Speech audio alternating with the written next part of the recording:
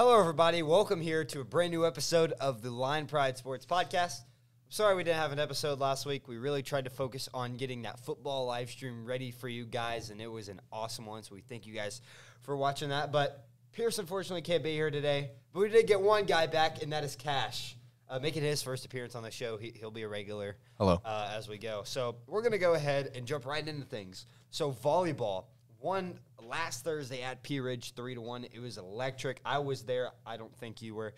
But the main subject is at the beginning, like we filmed some podcasts at the very beginning of the year. They didn't get posted. But the topic was this young volleyball team needs to find themselves. And the good news is I think they've done that. I 100% agree. Filming the first couple podcasts that haven't been aired, we talked about games like our benefit against Harbor and Siloam, and then our games against Hackett and Prairie Grove. And I'm going to be honest, we did not say the best things about our volleyball team because we thought that they were not in a great spot. But obviously, because of the recent success that they've had, they've proven to us that they can work together, that they work together really well, actually, and overall they can win a volleyball game, and they can win a lot. Because not just that of this past week, but also they played at home against Gentry, and they beat the crap out of Gentry. I don't think Gentry scored more than 10 points in a set, and they only played 3 sets. I think also there's been some big leadership and some very key 100%. Players. Ella Pinches, Lane Chilton, has been big. I think that Gravette has a legit shot to do some good things. Into our next subject, we go to Prairie Grove on Thursday for a rematch at their place. That is a must-win. I agree. I think now that we have a game against Prairie Grove under our belt, I was at that game. I would say that the reason we lost that game was because of our communication. A lot of their points were scored off of our errors and our issues. I think since then we have matured as a team, as a group, because we are a very young group. We don't have many seniors. We only have a couple juniors that play. So I think that the sophomores and the freshmen that play have come together. And I think overall we've all come together and we've matured a little bit as a team, and we've realized, okay, once we actually try to work together, we play good volleyball. And I think that once we go back and we play the way we've been playing the past couple weeks, back to Prairie Grove, I think we'll have a good game and come out on top. Yeah, and another big thing for all volleyball, no matter what team it is momentum. 100%. Momentum is a big thing in volleyball. And last time Gravette played Prairie Grove, we won a set. We had some momentum, and as soon as we lost it, we hung our heads. Yeah. We quit, and Prairie Grove 100%. Took the game and run away with it. We can't do that this year. No, we can't. We can't. That's kind of like what football did last year. Is they would quit at times 100%. When things got hard, and that's what volleyball needs to do. 100%. I mean, they did get this against Prairie Grove game. That was probably about like the only time, and they fixed it. But something is going to go wrong against Prairie Grove. Something always goes wrong against good teams. So they need to figure out, they need to get their heads up, and they need to play really hard. Right. I think they can absolutely dominate Prairie Grove. Yeah. If they battle against adversity, they will 100% beat Prairie Grove. Okay. 100%. Now on to our next subject. We're just going to go over golf. Not much on golf. I think they had a match last week. Did pretty good. I think the girls won. Boys must came in like second or third or something. I was at a match last week at the Highlands. Yeah, you were. I was filming at a match. I was at a match at Highlands. Both our boys and our girls placed in second. Drake Madison led the boys with the 79. And I believe it was Emma Garrett led the girls. I can't tell you an exact score. I don't remember, but Tegan Muldoon did not play. So for once, somebody else led the girls' team, and I believe it was Emma Garrett. She's really stepped up. She has. She 100% has stepped up. Freshman last year. She's really stepped into a leadership role, and she'll be big in the coming years. Oh, yeah. As we are recording this right now on Tuesday, they're at a match right now at the Country Club. I know Drake Madison, I think he shot a 79. He texted me last night and said he's playing with a whole bunch of seniors, and he's competing with them. But we'll have results for this match on the next podcast episode, but they are currently playing right now, so there's not really a lot to go over there. So that's when we'll head to our final sport, which is football. And last week, Gravette has a 3-0 start for the first time in, I think, 2011, if not 2011, maybe sometime in the 1990s to early 2002 maybe. Wow. It has been a very, very long time since Gravette has been 3-0.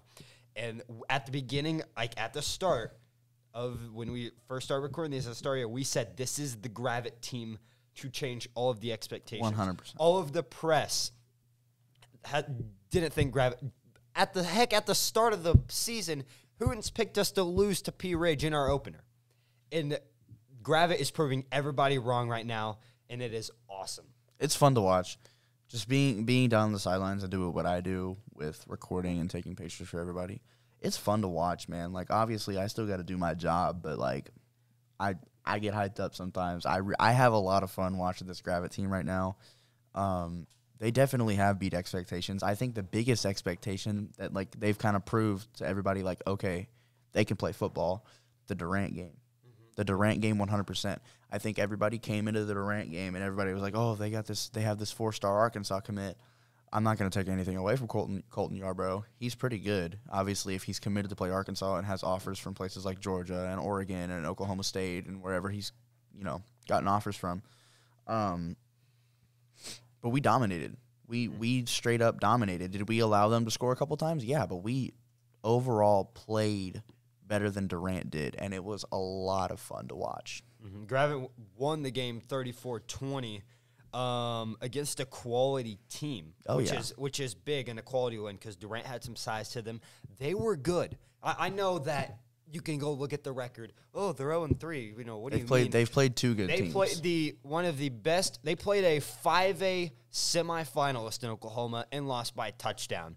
They played a 4A quarterfinalist in Oklahoma and lost by a touchdown. Yeah. And now they went and they competed against one of the top teams in Arkansas 4A1. I mean, they're a good team. They will win games.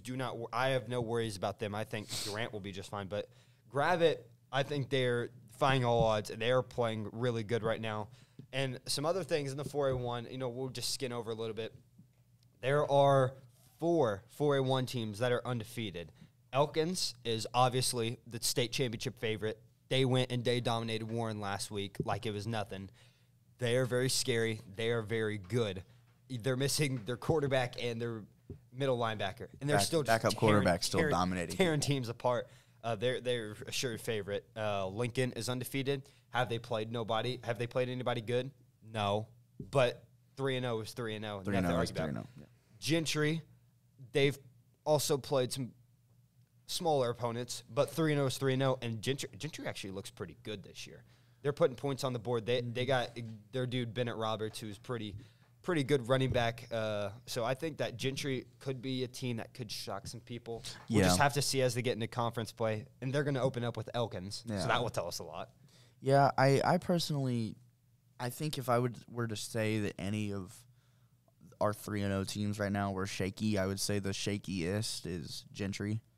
I mean, you could say Lincoln too, but I personally, from what I've seen in the past, year, obviously teams build off of previous years. So these two teams can definitely be different. But from what I've seen, Lincoln is a more physical team. They played better football against us. I think between the Gentry game and the Lincoln game, we had more of a competition in the Lincoln game than the Gentry game. Oh, yeah, 100%. Game. Lincoln was leading 20-7 with 8 minutes to go in the third quarter. Something like that. And we came back and we won the game. But regardless. And then they went and won a playoff game. They won their first-round playoff game. 100%. But, regardless, Lincoln was good, and we didn't expect it. Going into the Gentry game last year, I didn't know what to expect. I thought they were going to be good. And then, yes, they had 35. Gravette had 55. Okay? Not what I expected.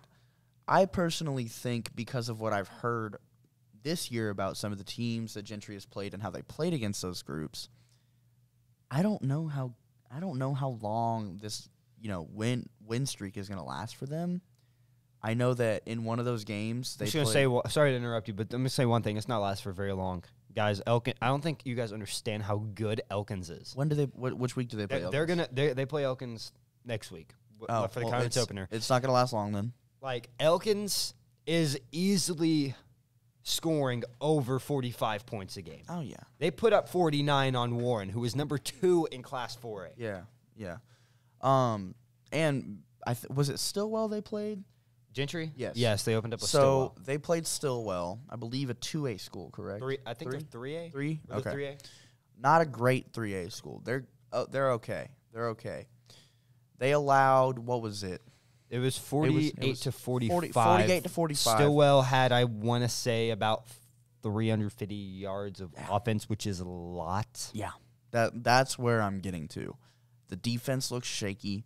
Obviously, they proved that they can score, but the defense does not look great, in my opinion. And when you have people like Elkins coming up, that's not a good sign for you if you're letting Stillwell put 45 up on you. So I personally think that, yes, our group of 3-0 teams right now are good, but I think the first to fall out is going to be Gentry because of the lackluster defense that they've shown this year so far. And this week, Gravette has a bye week.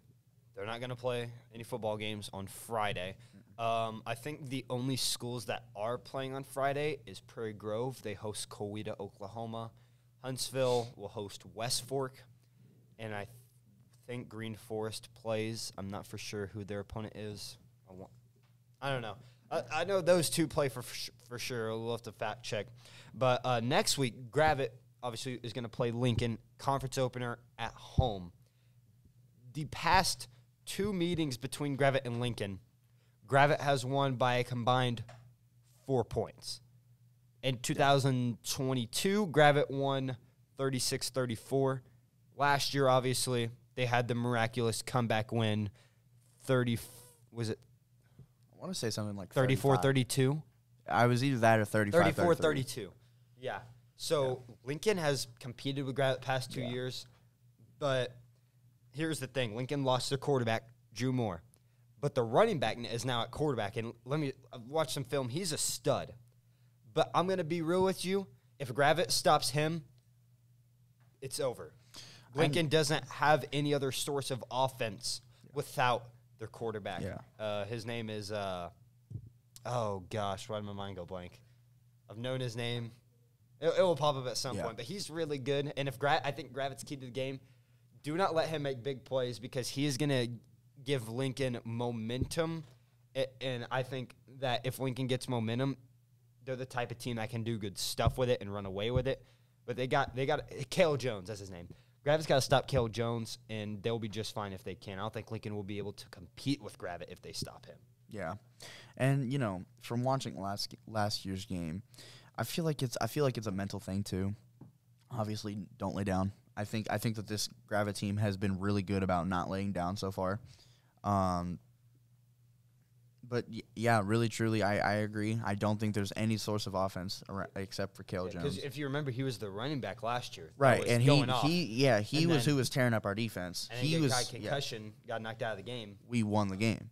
Right. So I think that Cale Jones, I agree. I think Cale Jones is the only, their only real source of offense. And I think if we stop him and we don't lay down, if he gets up on us, that we will win a football game that week. I 100% agree. But for more in depth on that, tune in next week to the Lion Pride Sports Podcast. We enjoy you guys for listening every week, and we hope to see you next episode. Goodbye.